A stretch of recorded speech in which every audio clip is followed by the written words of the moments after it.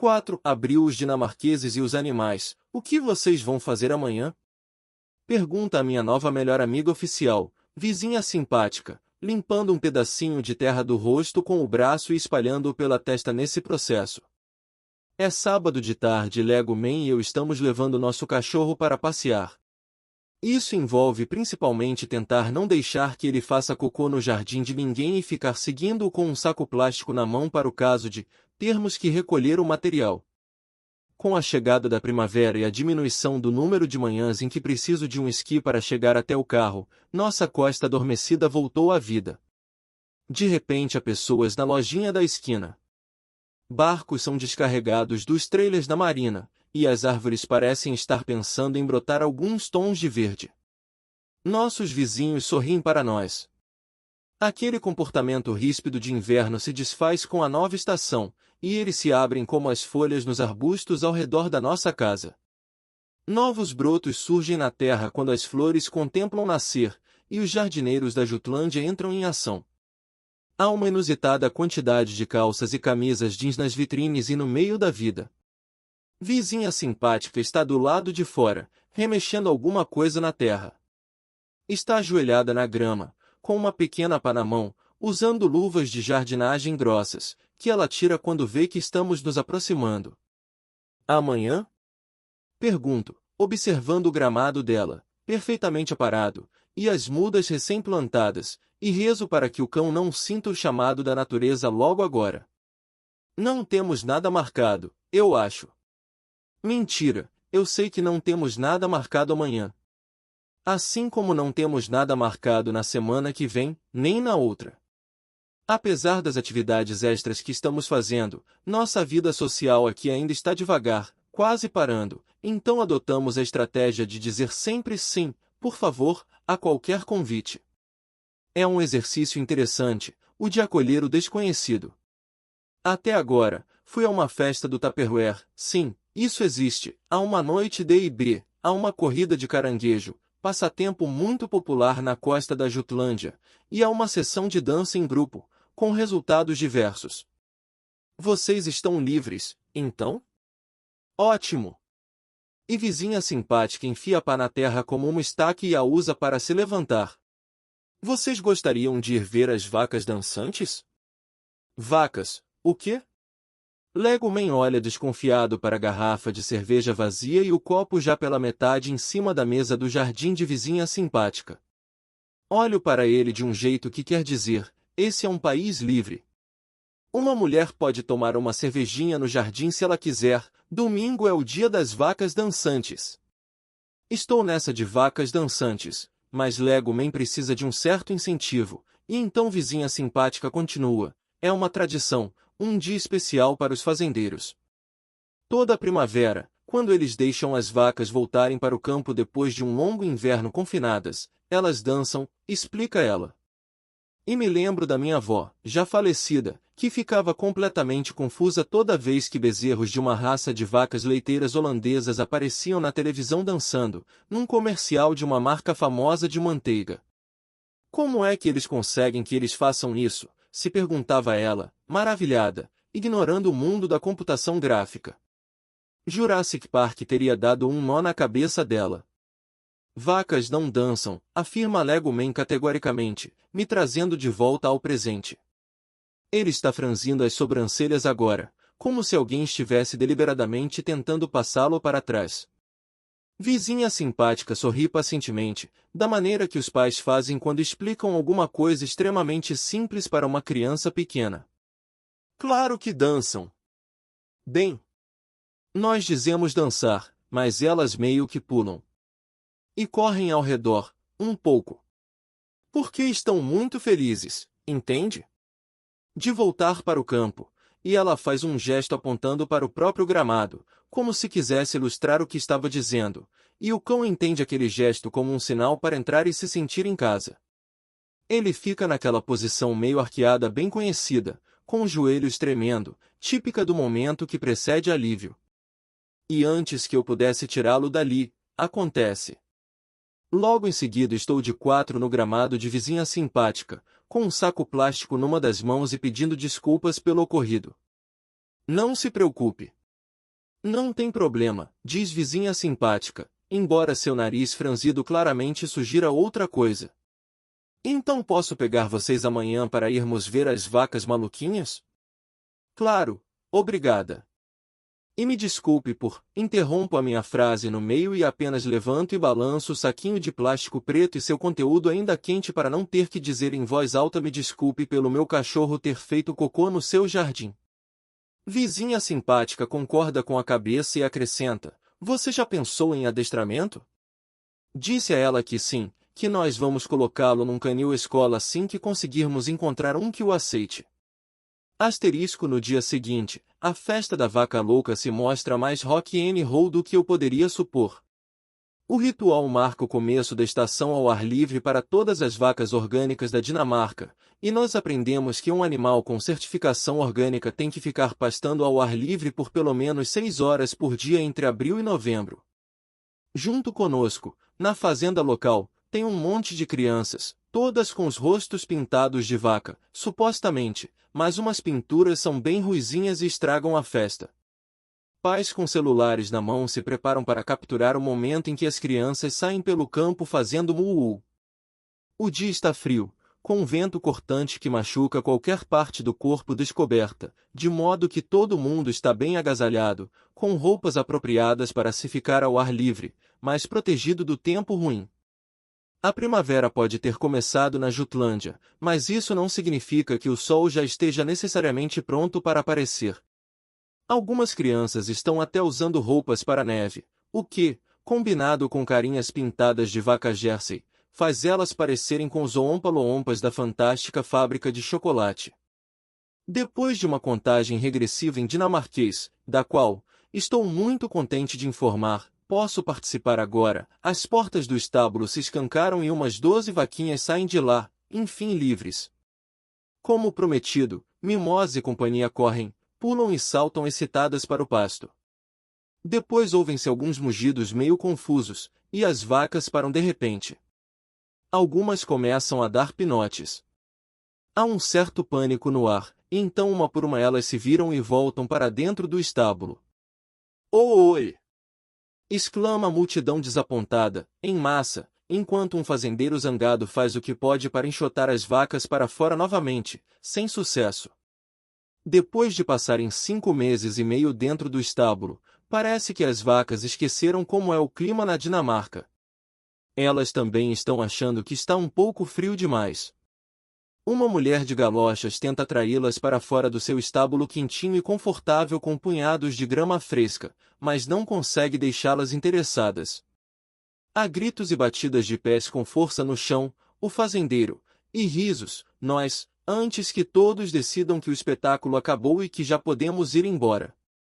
Isso não é comum, assegura-nos vizinha simpática, parecendo um pouco desapontada. Normalmente é um ótimo show. As vacas ficam tão felizes. Em vez do espetáculo de verdade, ficamos 10 minutos no YouTube assistindo a vídeos da dança das vacas dos anos anteriores no celular da vizinha simpática.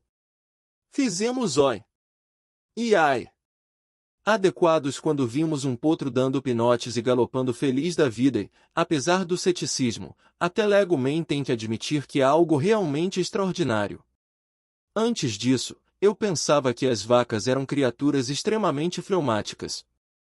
Todas as vacas que já vi até hoje, fora do YouTube, estavam ruminando, ou paradas por longos períodos, prevendo chuva, ou então acompanhadas de batatas fritas e uma taça de vinho num restaurante francês.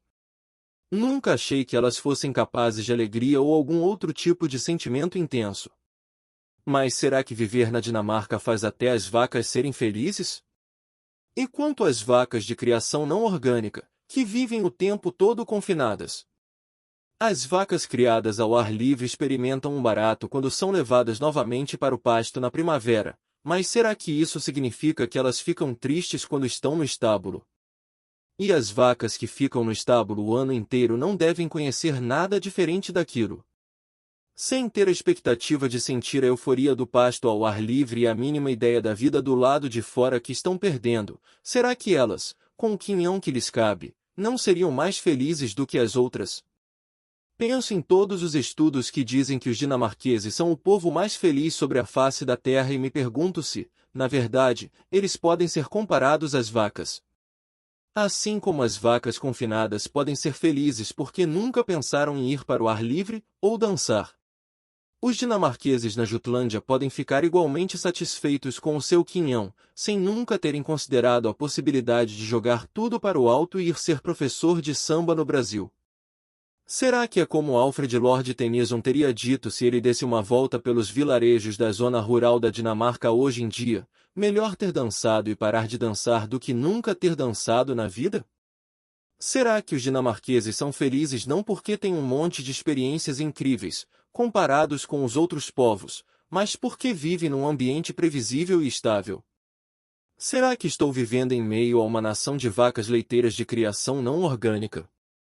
Explico minha teoria a Legoman, mas ele está distraído agarrado ao telefone. Sentindo-se traído por esse espetáculo nada eletrizante de vacas não tão loucas assim, ele está procurando outros passeios que envolvem animais e me propõe uma visita ao zoológico local.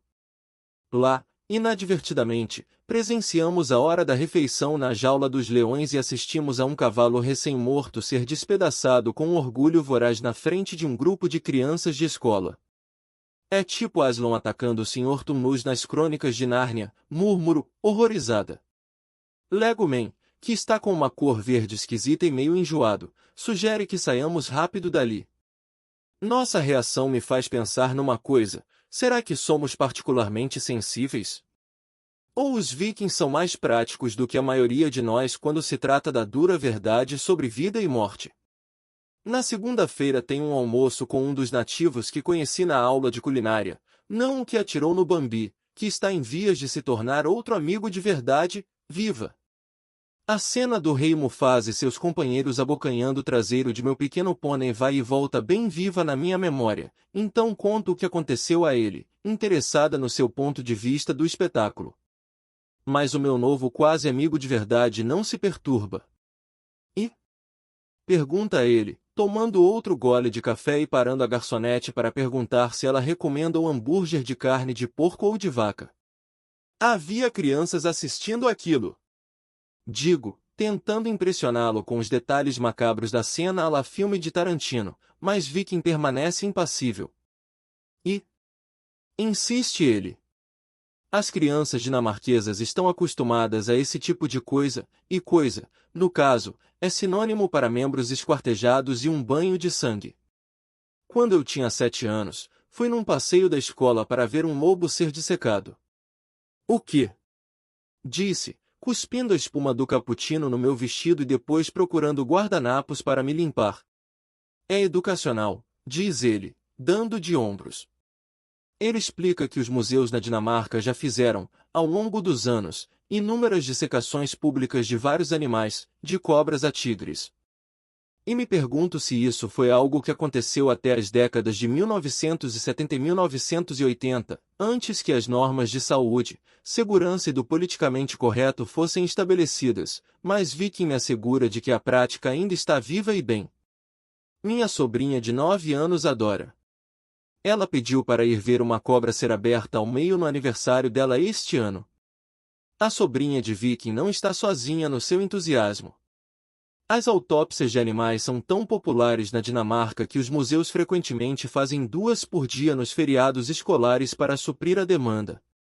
As crianças se reúnem em volta da mesa de operações enquanto um zoólogo vai falando sobre o que elas estão vendo, desde as facas e bisturis que estão sendo usados até o que está dentro do animal. Parece salsicha, me assegura Viking. E ver essas coisas não deixa você atordoado? Viking pensa um pouco sobre isso. O cheiro, me lembro bem, não é lá muito bom. Mas o resto é divertido. E é bom para as crianças aprenderem. Eles precisam saber que a natureza pode ser violenta e aprender sobre a vida e a morte. Com 9 anos? Por que não? Digo a ele que essa é uma introdução à dura realidade da vida bem mais expressiva do que a que tínhamos quando eu era criança. Mesmo o falecimento prematuro do hamster da minha turma nas mãos do gato de Melissa Vincent foi descrito eufemisticamente como passamento, E o mais perto que chegamos de ver seus restos mortais foi dentro de uma caixa de tênis ortoédicos infantis, que ia sendo coberta pela terra no jardim da nossa escola. Os passeios de turma na minha época eram a casa de Anne Hathaway, a esposa de Shakespeare, em Stratford-upon-Avon, ou a cidade em miniatura de Bekonscot. Nunca entramos naqueles ônibus, que cheiravam a sanduíche e banheiro químico, para ir ver as entranhas de um cachorro selvagem. Acho que você saiu perdendo, responde Viking. Ele me conta sobre uma outra excursão, já na universidade, na qual a turma inteira foi a um abatedouro. Estávamos estudando design de produto e eles tinham lasers realmente muito bons para cortar porcos e tal. Ele parece quase saudoso à medida que se lembra das carcaças extremamente limpas, antes de dar uma mordida no seu sanduíche de carne de porco. Está claro que não há muito sentimentalismo quando se trata de animais na Dinamarca. Mas essa filosofia não é bem recebida no resto do mundo, como podemos perceber no caso de Marius. Marius era uma girafa de 18 meses que vivia no zoológico de Copenhague. Apesar de saudável, ele era considerado geneticamente inadequado para a procriação porque seus genes eram muito comuns, então a direção do zoológico decidiu abatê-lo. Isso provocou uma gritaria internacional e 27.000 pessoas assinaram uma petição online pedindo que o zoológico reconsiderasse sua decisão. Vários zoológicos pelo mundo afora se ofereceram para receber Marius, mas o zoológico de Copenhague argumentou que essas instituições não tinham os mesmos padrões éticos que eles. As autoridades disseram que mandar a girafa para outro lugar significava que ele poderia ser vendido para um circo ou passar o resto de sua vida sofrendo num zoológico abaixo dos padrões. A eutanásia, argumentaram, era a melhor opção. O diretor do zoológico de Copenhague disse à rede de televisão CNN na época que o trabalho dele era preservar espécies e não um único animal. Então, 9 de fevereiro de 2014, a jovem girafa recebeu sua última refeição composta de um típico pão de centeio dinamarquês antes de levar um tiro de revólver na cabeça. Tudo isso em frente a uma plateia de visitantes. Depois disso, a equipe técnica conduziu uma autópsia, que foi presenciada com entusiasmo por um monte de crianças dinamarquesas e seus pais, curiosos para ver os órgãos do animal. Marius foi dissecado e dado como comida aos leões, e de novo na frente de todos que estavam ali para assistir. A imprensa internacional ficou perplexa com o que eles chamaram de a insensibilidade macabra dos dinamarqueses. Uma carta enviada ao jornal The Guardian dizia que a execução pública de Marius e seu igualmente público consumo pelos leões faziam com que pudéssemos entender mais facilmente os romances policiais dinamarqueses, psicologicamente falando. Conversei com Peter Sand, professor de bioética na Universidade de Copenhague e ex-diretor do Conselho de Ética para os Animais da Dinamarca, para saber a visão dele sobre tudo isso. Peter foi um comentarista-chave no caso Marius, e como Viking e outros dinamarqueses que conheci, teve dificuldade de entender toda aquela confusão em torno do caso. A Dinamarca era uma sociedade agrícola há apenas 2 gerações, então pensamos nos animais como animais, me diz ele. A maioria das pessoas que vem de uma tradição agrícola vai pensar da mesma maneira sobre Marius. A girafa era um macho reprodutor que não ia ser usado para reprodução. Então não havia nada a fazer senão abatê-lo. Aconteceria o mesmo com ovelhas. Não se pode ter mais de um reprodutor no mesmo rebanho porque vai haver disputa. É uma abordagem prática, diz Peter. Ele ficou surpreso com o furor da mídia internacional, até recebi uma carta me comparando a Adolf Hitler depois de uma entrevista para a rede de televisão BBC, isso foi o cúmulo. E ele acredita que foram as imagens do abate retransmitidas que os não-dinamarqueses acharam particularmente chocantes. Os estrangeiros passaram mal quando viram a girafa ser cortada em pedaços diante de uma plateia em que havia várias crianças e pelo fato dos pedaços do animal terem virado a comida dos leões. Mas as pessoas devem ser capazes de ver essas coisas. Se elas não gostam de ver um animal ser cortado, mas vão felizes da vida ao supermercado comprar um pedaço de carne embalada, então elas são hipócritas. Digo a ele que admito ser culpada da acusação em questão, mas quase esqueço a vergonha, me lembrando das carnes embaladas, à venda no meu supermercado favorito em Londres. Parece que os dinamarqueses ficam felizes de ver os animais serem abatidos antes de comê-los, e o vegetarianismo é algo praticamente inexistente por aqui. A maioria das pessoas do nosso país come carne, admite Peter, e proporcionalmente existem muito menos vegetarianos na Dinamarca, em torno de 3% a 5%, do que no Reino Unido, onde eles já são 10%.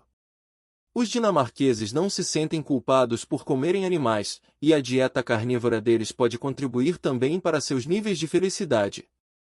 O vegetarianismo já foi relacionado a taxas mais altas de depressão e ansiedade, de acordo com uma pesquisa da Escola de Medicina de Graz, na Áustria. Nós não tendemos a ser tão sentimentais em relação aos animais aqui como as pessoas são na Inglaterra, por exemplo, diz Peter. Fico me perguntando se essa distância psicológica protege os dinamarqueses de sofrerem quando os animais são feridos e morrem. Se você não sofre quando a mãe do Bambi leva um tiro ou quando o pai de Simba morre no Rei Leão, então, é claro, a vida é menos perturbadora e fica mais fácil ser feliz, penso. E se você consegue comer um bife sem se preocupar muito se a vaca foi feliz durante a vida, bem, então você tem uma coisa a menos com que se preocupar. Mas nem todos os que comem carne na Dinamarca estão tão orgulhosos assim. Em 2014, o ministro da Agricultura e Alimentos da Dinamarca, Dan Jørgensen, decretou que todos os animais para o consumo humano devem ser dopados antes de serem abatidos. Esse ritual foi praticamente banido dos abatedouros pelas prescrições dos judeus ortodoxos e muçulmanos, que exigem que o animal esteja intacto e consciente ao ser morto. Na prática, isso não mudou muita coisa, na verdade. O último abatedouro dinamarquês que permitia que os animais fossem mortos sem serem dopados fechou em 2004. Desde então, estima-se que 7.000 judeus na Dinamarca vêm importando carne kosher. Já a maioria dos 210.000 membros da forte comunidade muçulmana dinamarquesa admite animais dopados antes do abate segundo o halal, isto é, a carne desses animais pode ser ingerida por um muçulmano. Desde que a pancada na cabeça não seja a causa da morte deles, esses números vêm do Departamento de Estado americano, já que o governo dinamarquês não registra oficialmente a filiação religiosa. Mas o princípio do caso alinhou judeus e muçulmanos, que se uniram em protesto. Eles reclamaram que a legislação foi menos sobre o bem-estar dos animais e mais sobre a política de imigração e integração. Para muitos dinamarqueses, a questão era bem clara: um animal deve ser morto da forma mais rápida e indolor possível, e eles acreditam que isso não pode acontecer se o animal está consciente no momento da morte. Os canais de TV islâmicos e judaicos acusaram internacionalmente o governo dinamarquês de islamofobia e antissemitismo, mas personalidades de destaque de ambas as fés evitaram usar esses termos. A resposta dinamarquesa foi comedida, talvez devido ao entendimento de que um viés secularista é o modo de ser dinamarquês. Foi muito fácil aprovar essa lei, diz Peter, já que um processo de abate sem dopagem anterior não era praticado na Dinamarca havia uns 10 anos. Então foi mais uma questão de mandar um sinal, sem criar caso com a comunidade religiosa. Foi um movimento político inteligente. Como quando Tony Blair acabou com a produção de pele de Marta para a confecção de casacos. Quase não havia mais nenhuma produção de pele de Marta na Inglaterra, mas pegou bem para ele sim, casacos de pele. A relação dos dinamarqueses com os casacos de pele tem sido outra coisa sobre a qual ando pensando, e fiquei surpresa de ver algumas mulheres de prestígio com casacos de pele até a altura do tornozelo quando chegamos aqui no meio do inverno.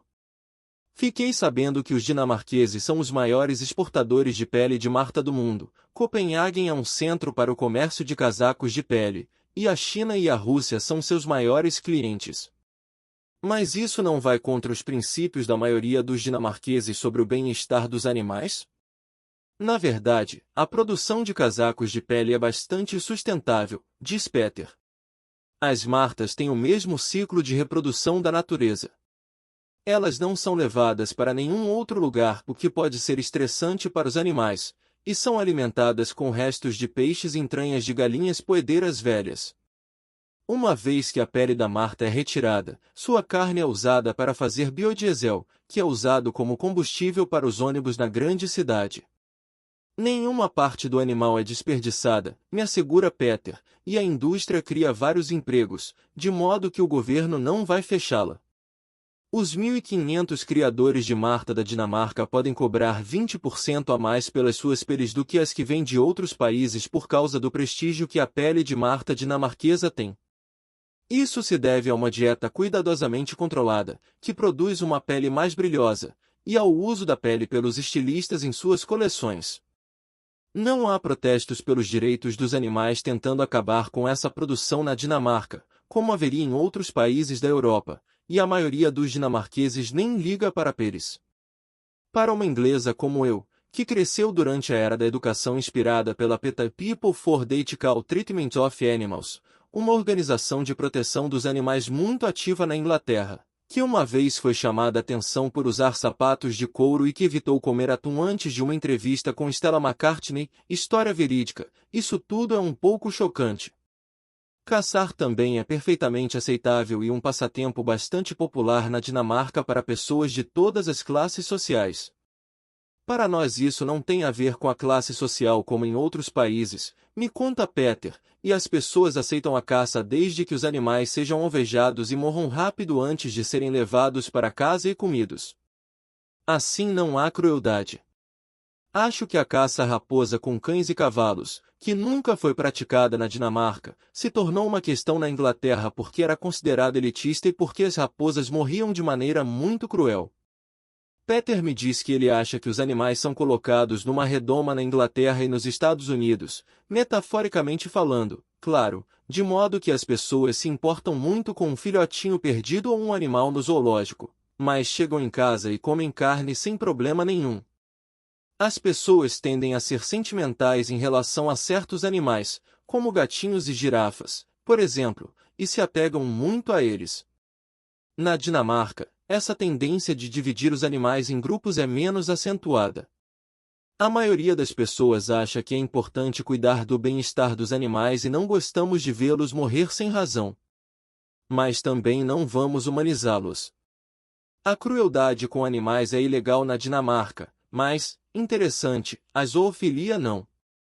Se alguém fizer sexo com um animal e isso machucá-lo física ou psicologicamente pode ser punido, explica Peter, de modo que, até hoje, os políticos dinamarqueses não viram necessidade de criar caso votando uma nova lei para proibir o direito à zoofilia. No entanto, complementa ele, devo dizer que pesquisas de opinião mostraram que a maioria dos dinamarqueses quer proibir essa prática.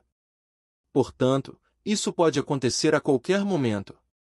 E de fato, enquanto escrevia este livro, fiquei sabendo que o ministro da Agricultura e dos Alimentos da Dinamarca, Dan Jørgensen, anunciou que fazer sexo com animais será proibido no próximo ato para o bem-estar dos animais, no ano que vem. Como não há mais muito o que perguntar depois que fomos, no intervalo de apenas 1 hora, da caça ao uso de casacos de pele e ao hábito de conhecer vacas, biblicamente falando, tento trazer a conversa para um nível mais senso comum e pergunto qual a visão dele da relação entre as pessoas e os cachorros na Dinamarca. Quero dizer, não estou falando de fazer sexo com eles, acrescento rapidamente, porque essa é uma pergunta que precisa de esclarecimento. Só adestramento, amizade etc. Como tenho interesse no tema e um melhor amigo que se comporta muito mal, estou ansiosa para descobrir como os dinamarqueses se sentem em relação aos cachorros e se eles são os únicos animais pelos quais os dinamarqueses sentem ternura. O Christeligt Dagblad, um dos maiores jornais do país, publicou recentemente que as casas dinamarquesas têm mais membros de 4 patas hoje em dia do que já tiveram antes, com o registro de 600 mil cachorros domésticos e 70 mil novos chegando a cada ano. Houve também um aumento de 300 milhões de coroas, em torno de 58 milhões de dólares, nos gastos dos dinamarqueses com seus animais de estimação, de acordo com o Departamento de Estatística. Existem benefícios comprovados de se ter um cachorro. Seus donos costumam ter pressão sanguínea mais baixa, colesterol mais baixo e menos problemas médicos do que outros donos de animais ou do que o restante da população, de acordo com uma pesquisa da Universidade Queen, em Belfast. O que deve deixar os dinamarqueses ainda mais felizes, penso. Vejo um monte de cachorros onde moro, e a Jutlândia inteira parece perfeitamente adaptada para eles, com ganchos para as coleiras e cuia de água regularmente enchidas do lado de fora de lojas e cafés. Há também praias dedicadas e 200 bosques para cachorros, como são chamados, onde você pode deixar seu amiguinho correr livremente sem coleira. Muitos dinamarqueses têm cachorros, me diz Peter, e obviamente os animais são muito importantes para eles e fazem parte da família, então acredito que as pessoas são meio sentimentais em relação aos cachorros aqui. Mas diferentemente da Inglaterra e dos Estados Unidos, aqui não é tão popular adotar um cachorro de abrigo. A maioria dos dinamarqueses ainda compra um de raça ou mesmo com pedigree. Parece que as pessoas gostam de saber de onde o cachorro delas vem. E parece que, quando os dinamarqueses investem num melhor amigo com pedigree, eles gostam de ter certeza de que ele é bem comportado. Um adestramento, agora isso ficou bem claro, é o melhor para o nosso cão, bem como para nossa permanência na sociedade dinamarquesa. Pergunto se Peter se inclui entre os dinamarqueses felizes sobre os quais estou pesquisando e ele me diz que é muito feliz, sim. Acho que as pessoas na Dinamarca geralmente são, embora gostemos de reclamar. Somos todos mimados. Pessoalmente eu diria que, de 0 a 10, minha nota é 9. Talvez 10, no quesito profissional. E vejam só. Mesmo um homem que passa seus dias defendendo a morte de girafas e recebendo e-mails raivosos que o comparam a Hitler é feliz na Dinamarca. Isso, sim, é estar satisfeito com o trabalho. Ainda meio confusa com tudo que vi e ouvi nos últimos dias, mas determinada a fazer o cão se comportar de uma maneira mais dinamarquesa, chego em casa disposta a encontrar um campo de adestramento para ensinar a ele um pouco de boas maneiras. Você vai para a escola, digo a ele. Arf. Sloop. GRRR. Me responde. Não sou só eu que tenho que dar uma chance a essa coisa de viver como um dinamarquês. Você também tem. Estamos aqui há 4 meses e ainda não vi nenhuma evidência de tentativa de integração com os nativos. Repreendo, está na hora de você ter aulas à noite também, falo, inscrevendo. O adestramento começa na semana seguinte. Nossa primeira aula é com uma mulher que grita. Ela usa um colete da escola de adestramento e tenta, mas não consegue, ensinar o cão a buscar um objeto, sentar, resgatar uma criança de um bosque e ficar parado, em cima de uma bacia de lavar pratos virada de cabeça para baixo. Ninguém sabe ao certo o porquê disso. Na manhã seguinte, quando saio da cama, dou de cara com Lego Man entregando nossa bacia para o cão. Ele não está interessado em usá-la como pódio, mas em mastigá-la. Ele está comendo a nossa bacia, observo. Lego Man olha para o cão e depois aponta para uma pilha de cartas que acabaram de ser entregues. Mas não está comendo a correspondência. Um passo de cada vez. O que aprendi neste mês? 1. Os dinamarqueses não são cheios de mimimis. 2. Na Dinamarca, animais são apenas animais, a menos que sejam cachorros, bem comportados. 3. A maneira dinamarquesa de fazer as coisas é a única maneira de fazer as coisas. 4. E os estrangeiros vão ter muito trabalho para convencê-los do contrário. 5. Vacas não sabem dançar.